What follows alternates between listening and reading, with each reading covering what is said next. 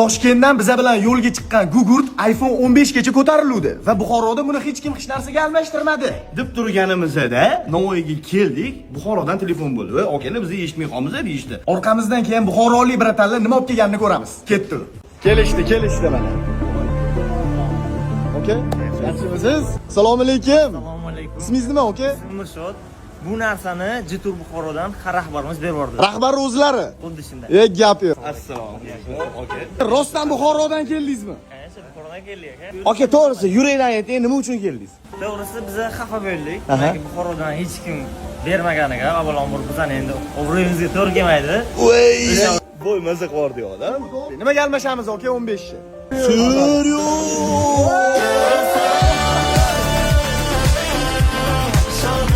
Rozimisiz? Roziman, qaysi roziman. Qarang, bu iPhone 17 Masli Pro Max. Nima deyapti? Endi bu safar men ochaymi? Ha, bu kam ochsalar zo'rini ochadilar, shunaqa.